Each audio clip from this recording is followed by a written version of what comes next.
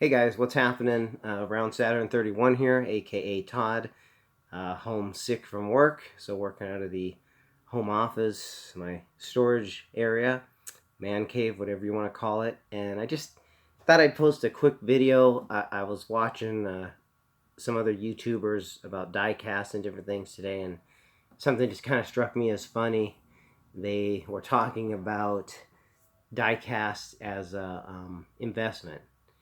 And I got to tell you, I have bought and sold toys for years and years and years. I'm not the oldest guy on the block. I'm not the youngest. I'm 54, but pretty bad idea as far as an investment. Just wanted to give you a couple examples of why I say that. Here's a models of yesteryear made by Matchbox. Hopefully you can see the price there. This item is perfect in the box. It was an item that would have been on the shelves in 78, 79. Sticker price of $7.95. So think about that for just a second. You walk into a store with your mom or dad back in the day, and you want this thing, and it's an $8 purchase back in 1978. The other cars, the smaller ones, regular Matchbox, Hot Wheels, what were they back then? 79 cents? Something like that. So pretty expensive item. Not expensive, but much more pricey than just regular, hey, I want one of those cars, mom, type thing. So an $8 item back then. This thing is as pristine as you could get. It's like walking back in time. I bought out a whole showcase of these. Obviously all different models, but all models of yesteryear. There was about 120 of them in the showcase that I purchased. I bought in quantity, bought at the right price, but still, I'm here to tell you that when I set up and go outside and sell or put on Craigslist or eBay or whatever, even at the Long Beach vintage market, these things are so soft. The market is so soft on these things. You're talking about maybe, at Long Beach, maybe 10 or 15. At most other places, 10 if you're lucky. They just don't move. The market is soft, soft, soft. And there's nothing wrong with these. It's just people aren't into them. There's a million of them around. And if it was $8 in 78 and now it's 2019 and I'm selling it for 10 or 11 bucks, not a good investment. Something like this. You all know that Hot Wheels just got the Bugatti license back. So yes, if you walk up to a yard sale and a guy has 5 or 6 of these laying around and he wants $1 for them, buy them. You know, you can go home, put them on eBay, 25, 35 bucks as fast as you can list them. It's a hot item. Now, because they got the license back, are they going to even go up in value? Are they going to go down? I don't know. Neither do you. So, to invest heavy money, real money in it, I wouldn't do it. I got him only because the guy didn't know what he had and I got him dirt cheap. Something like this.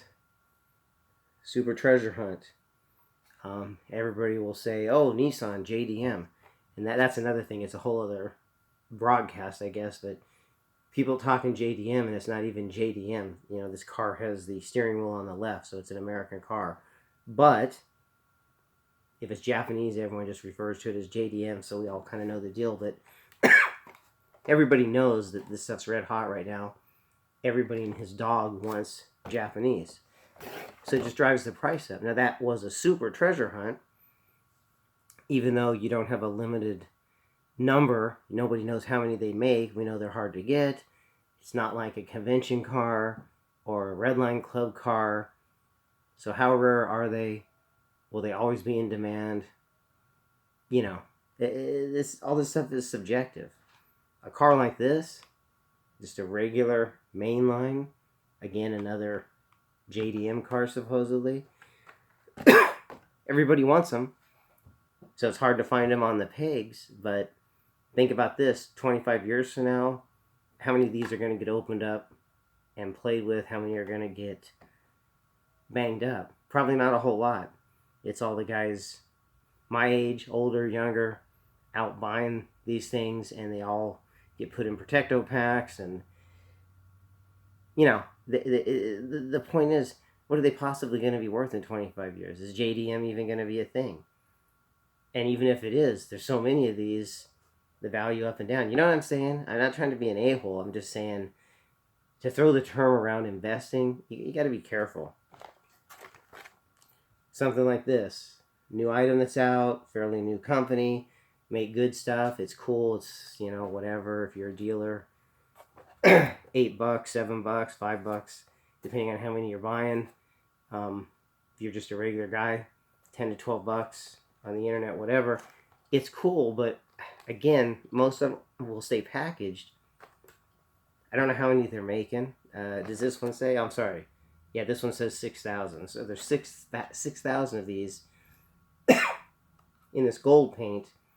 And I don't know how many Liberty Walk Nissan GTs there are, but they've got, I know just from walking some of the shows, a dozen different paint schemes or more. And if they all have 6,000 of them, I mean, you know what I'm saying, guys. It's just be careful. Some of these guys on here talking about investing, people putting big money into it. I do it as a side gig, and it's tough. And for regular people that are like not doing it as a business, it's just their hobby, and they start doing it to go spend your hard-earned money. And like, if you're into the same thing everybody else is into, the JDM, or what they call JDM, is going to hold its value 10, 20, 30 years from now. So I wouldn't be doing it as an investment. Another great example is NASCAR. I'm not a NASCAR guy. If you are a NASCAR guy, that's great. It's your sport, it's your thing. I personally don't get it. But I know it's a big thing, so I'm not going to deny it. Now, as they started making the NASCAR model cars, as it gained popularity, the car models got better and better.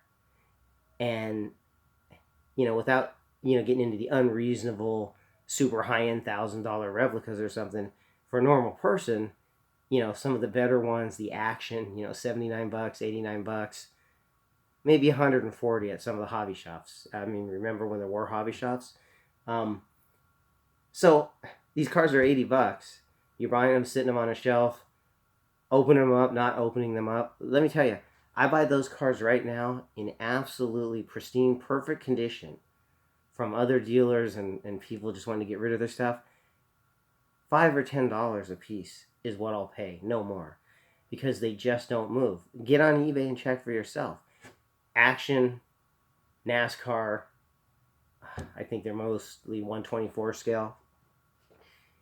Yeah, certain drivers, certain cars, they'll move the most popular people, but the bulk of it, they just don't move. And if you were buying those things, if you invested about 100 of those things at $80 a pop, whew, you took a bath, my friend. You better off going to the racetrack or betting the NFL. We all know how good the refereeing is in the NFL, so that's something to get into. But seriously, just, be careful. These guys throw these terms around, investing in DieCast. I just thought it was funny, so I thought I'd go on a micro rant and talk to you guys about it. But, my thing is always, there's another guy that's on YouTube all the time, Race Grooves. I think he's the guy that always says, buy what you want, collect what you like. And that would be my thing to anybody starting out. Do it for fun. I mean, if you're into Indy cars, there are some great Indy car models. Go after them, find them. You probably won't have a huge amount of competition like the people going after this stuff. Get them, put them on your walls, your man cave, your bar, whatever, and have fun with it and enjoy it.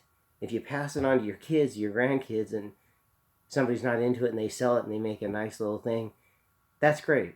But for you to actually think you're investing in DieCast, and this is going to be like a 401k or something, I mean, I just, I don't see it.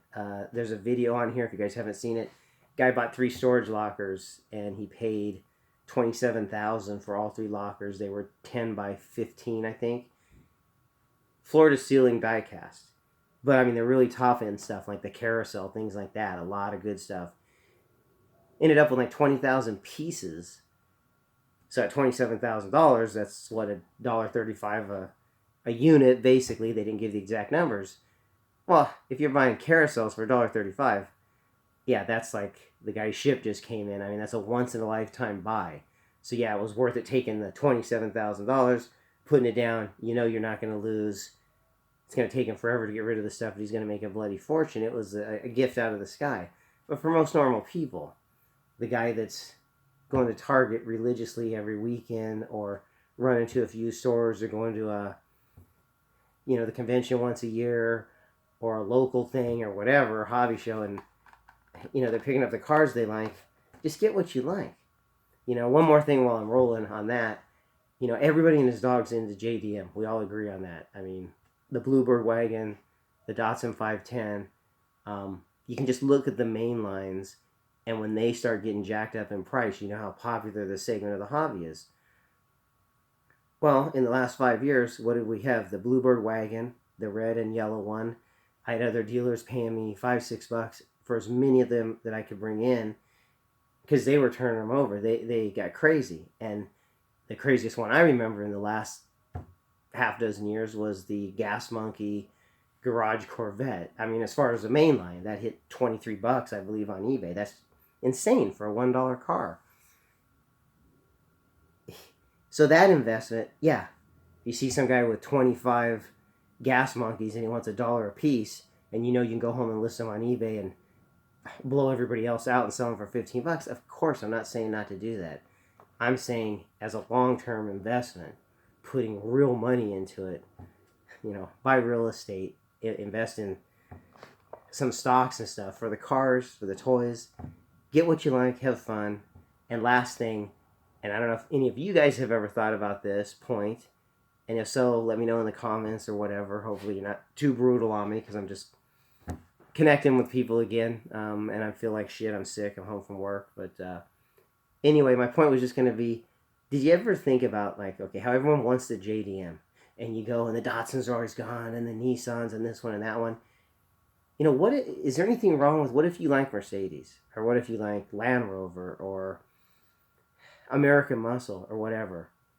There's nothing wrong with that, guys and gals. So get what you like. And to me, it'd be awesome if that was your thing, Mercedes. You know that you're going into Target, and they got some new models out, and unless it's a high-end thing, they're going to be there. You don't have to fight anybody, because everybody else is looking for the JDM stuff. So you take what you like. You don't have a fight for it.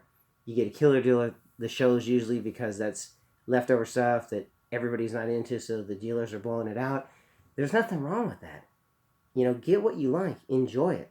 Why be a sheep? And like everybody, I mean, I swear to God, everybody and his dog, that's all I hear. That's all I get text messages about.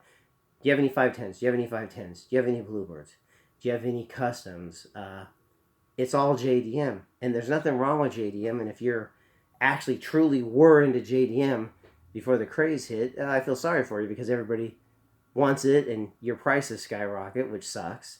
But you can't really blame the scalpers if people are willing to pay it, and these guys are willing to get up. And I mean, I don't do that stuff. I'm not out in the middle of the night. I have a family. I have a regular job. I own a business outside of my regular job. I'm not one of those guys walking through Walmart at midnight to 4 in the morning, breaking into cases, doing all that stuff. I mean, I see those videos, I just crack up at them. And it's not like, I'm not making fun of you. You guys are doing it, do your thing, whatever turns you on. I'm not here to hurt anybody. I'm just saying, it gets a little extreme, and there's nothing wrong with just liking things and enjoying it and not following the crowd. And in the case of Hot Wheels and DieCast, it really is a good thing for you if you're not following the crowd, because your stuff is there. You don't have to fight anybody for it. Just my take. Anyway, have fun, do whatever you want, but as an investment, as a guy who's helped run a couple of different businesses and owns a business, as a real investment with real money, be very careful. That's all I'm saying, because NASCAR, one of the best examples. Could you imagine if you spent $20,000 on die-cast 124 scale NASCARs, even the signed ones that Lionel put out, that Action put out? Man, it's took me forever. I bought 40 of those things and turned them around. It took me over a year, and my profit margin was, it's just be careful. That's all I'm saying. But enjoy the hobby, have fun. Questions, comments, let me know. I'm going to try to start talking at you more. showing you some cars, old stuff, new stuff. I'm into all that. I got trains going on. I'm building a train layout right now. You can see one of my other videos. I just kind of went around the room. And if there's any way I can help you, let me know. All right? Peace, everybody. Take it easy.